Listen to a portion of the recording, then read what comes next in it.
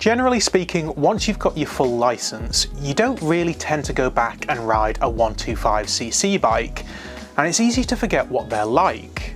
But it's a big market, and also a very important one, possibly becoming even more important now that fuel prices are so high and more cities are introducing congestion charges and ultra-low emission zones.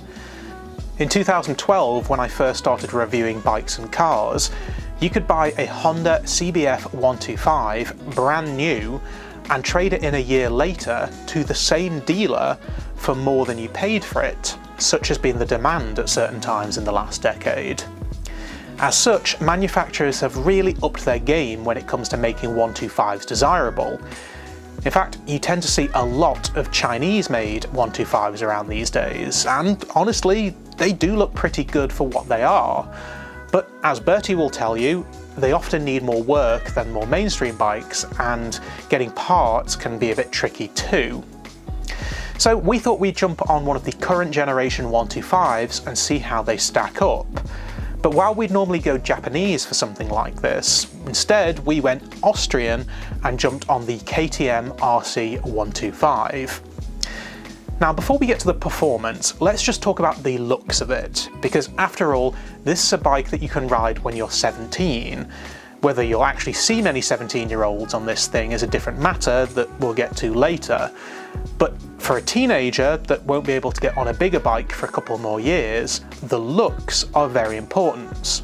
And the good news is, not only does the RC125 look good, it's almost indistinguishable from the 390cc version, at least at first glance anyway.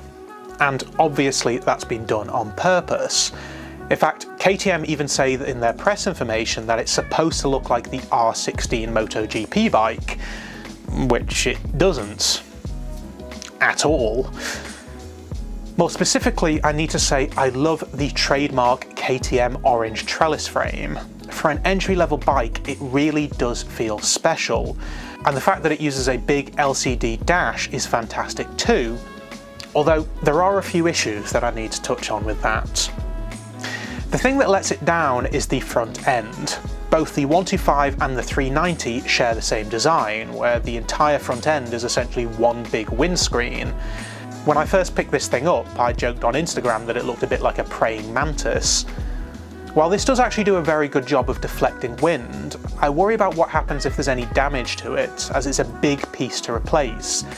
And it's not like it can be painted or wrapped, as it's meant to be clear. And not only is it big, it's complicated too, as the wing mirrors run directly through it.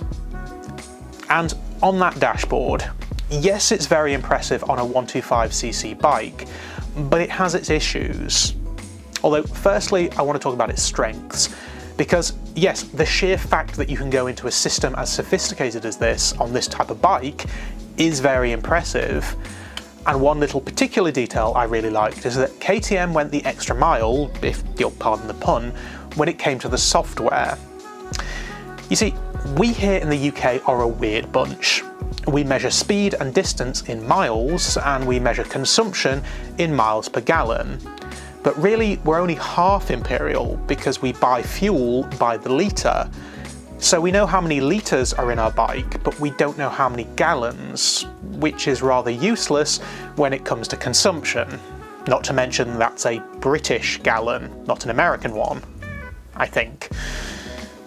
But along comes KTM, and they let you embrace the weirdness of the UK and mix metric and imperial units, giving you a miles per litre consumption reading. Honestly, this is something I've wanted on a vehicle since I got my driving licence in 2005, and yet here I am discovering it on a learner legal motorbike. Big brownie points to KTM for this one. But now for the downsides. Firstly, I want to talk about the rev counter. Now, this isn't necessarily going to be a big issue for most people, as I'll explain, but let me just talk about our experience. Firstly, the dash will flash red whenever you're reaching the upper limit of the rev range.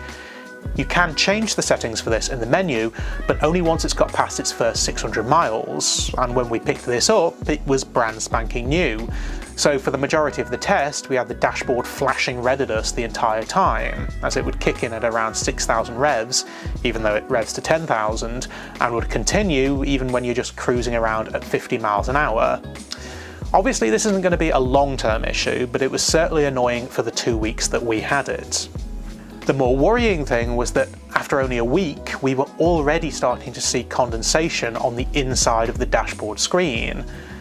This isn't a good sign for build quality, but we'll hold judgment for those that have had theirs longer and put more miles on them. But honestly, with a bike this new that has never been out in the rain, this wasn't a good sign. In terms of performance, I was actually quite impressed with this thing. Obviously it has barely any power, so you can't criticise it too much for not having too much to give, but KTM have made the most out of it with the gearing. First to fourth seem to be geared quite short, so you'll be working the gearbox quite a lot lower down, but then fifth and sixth feel like they're geared quite long. Whether that's true or not, I don't really know, but that's certainly what it feels like. What this does though, is that it means that the bike is quite capable at higher cruising speeds. At first I was keen to avoid all motorways, but after an hour or so on country roads, I decided to join the M6 and was very impressed with how it handled motorway speeds. The bike sat quite comfortably at 70 miles an hour, although when I say that it's still flat out, but even so it felt stable, it didn't feel like the engine was going to blow up, the temperatures remained quite low, and the front windscreen did a great job of diverting wind away from the rider. The only time that I felt that I had to tuck behind the screen was when there was a strong headwind, but that wasn't really to do with buffeting, it was more that I was struggling to get it back up to 70, as the only downside to that gearing is that if the revs drop too much in 6th gear, it will take you forever to get back up to speed again. At one point though, I was following a Lexmoto 125. I only learned that it was a Lexmoto afterwards, as he put a massive Bentley logo on the side of it for some reason. But it looked like he was struggling for acceleration around 60, whereas the KTM still had a gear to pull. In terms of the more twisty roads, it does feel a little bit wobbly at times, but I think that's more to do with the weight of the bike versus my 14 stone bringing the centre of gravity quite high. That might also have an effect on the braking, because the brakes seemed like the weakest part of this bike. Quite often it felt like there wasn't enough braking power available to me. But if I was half my age and 3 stone lighter, that might not be as much of an issue. It's also practical too. I mean, fuel consumption was great throughout our test, and little design details like having a plastic fairing around the tank to protect it is a nice touch. I've had a few people saying it's uncomfortable, and certainly the seat is very thin, but honestly I had no issues with comfort on this thing at all, and as I say, I'm not the smallest guy in the world. So all in all, for a 125, I was actually very impressed with this thing, and certainly if I was 17, this would be my pride and joy. I have no doubt that this is one of the coolest 125s on the market right now. But there is a slight issue here. You see, currently 125cc sports bikes really aren't that cheap. The RC125 will cost you around 5 grand, roughly the same as the Yamaha R125. But you can get the Suzuki GSX-R 125 for around £300 cheaper, and the Kawasaki Ninja 125 for around £700 cheaper. Not to mention a Lexmoto LXS 125 starts at around £3,000, with a 2-year warranty on both parts and labour.